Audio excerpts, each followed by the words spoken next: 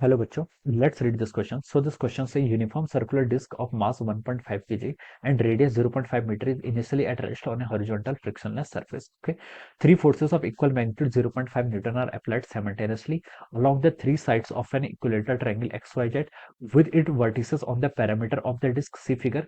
1 second after the applying the forces, the angular speed of the disc in radian per second is. Okay, radian per second में आपको क्या बतानी है यहाँ पर इसकी एंगुलर स्पीड बतानी है. ओके, देखिए बच्चों, इस क्वेश्चन का की कॉन्सेप्ट आप क्या लिख सकते हैं. The key concept of this question, यहाँ पर देखिए आपको क्या बताना है.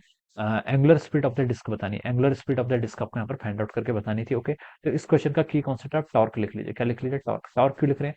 देखिए यहाँ पर आपके तीन फोर्सेस लग रहे हैं along the vertices of the equilateral triangle, और ये तीनों फोर्सेस के कारण क्या आएगा? आपका टॉर्क आएगा. ओके, डिस्क है तो डिस्क में आपका टॉर्क आएगा. टॉर्क आएगा तो हम बोल सकते हैं टॉर्क आने के कारण क्या होगा. देखिए यहाँ पर एंगुलर एक्सेलरेशन आएगा.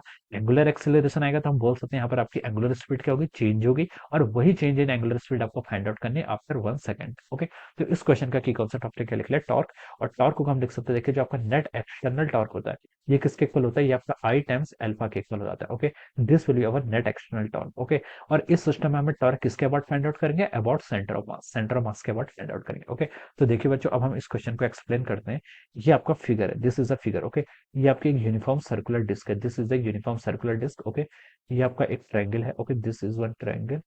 ये आपका ट्रायंगल बेसिकली आपने यहाँ पर फोर्सेस, तीन फोर्स एक्ट कर रहे हैं. उन फोर्सेस को हमने यहाँ पर रिप्रेजेंट करने के लिए this is the force F. Okay, एक फोर्स आपका एफ यहाँ पर एक्ट कर रहा है. Okay, and this is the third force. आपका थर्ड फोर्स यहाँ से ऐसे एक्ट कर रहा है. Okay, this is the centre of the triangle. आपका सेंटर तो हम बोल सकते हैं ये जो डिस्टेंस होगी आपकी आर डिस्टेंस हो जाएगी. ओके, अब क्वेश्चन बोला है कि ये ट्रायंगल आपका इक्विलेटरल ट्रायंगल है. ओके, यानी कि ये तीनों साइड्स आपके इक्वल है. तीनों साइड्स इक्वल है तो हम बोल सकते हैं देखिए इक्विलेटरल ट्रायंगल है तो ये एंगल आपका 30 डिग्री के इक्वल होगा. कितना? 30 डिग्री इक्वल होगा. इस पॉइंट को देखिए उसने ओ भी बोला हुआ है फिगर में.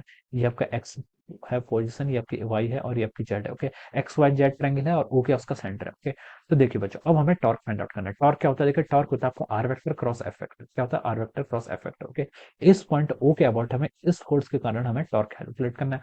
टॉर्क होता है R F sine theta. Okay, या फिर हम लिख सकते हैं R perpendicular times F. Okay, this is the formula for the torque. Okay, अब देखिए आर परपेंडिकुलर हम यहाँ पर कैसे कैलकुलेट करेंगे. देखिए हमें ये साइड चाहिए. देखिए ये आपका line of action of force का ये है. ओके, और ये आपकी एक्सिस है. तो आपकी एक्सिस और जो फोर्स है ये क्या है? स्क्यू लेंस है. और स्क्यू लेंस के बीच का हमें परपेंडिकुलर डिस्टेंस चाहिए होता है जो किसके इक्वल होता है? आपके टॉर्क के इक्वल होता है. किसके इक्वल होता है? टॉर्क के इक्वल.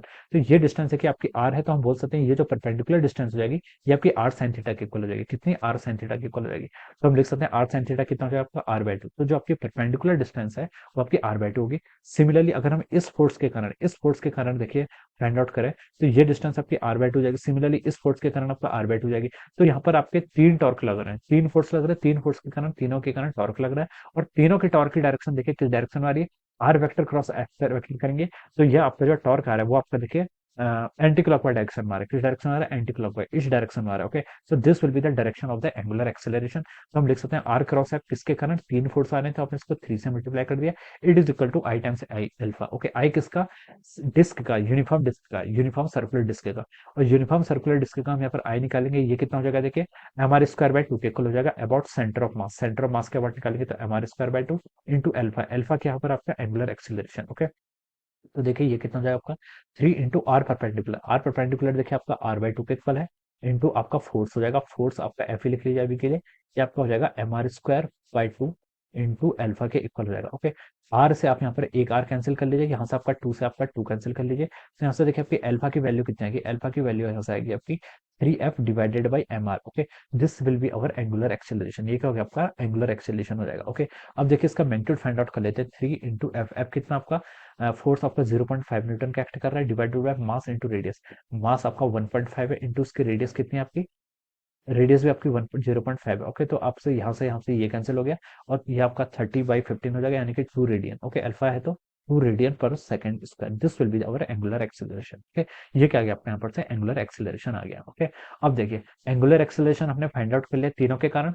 अब क्वेश्चन में बोला था कि हमें देखिए 1 second after applying the force आपको क्या बताना है? एंगुलर स्पीड बतानी है. ओके, तो देखिए ओमेगा इजिकल टू क्या होता है आपका? Omega naught plus alpha into T. Okay, हम यहाँ पर आपका कांस्टेंट एंगुलर एक्सेलरेशन है तो हम इस इक्वेशन का यूज करेंगे.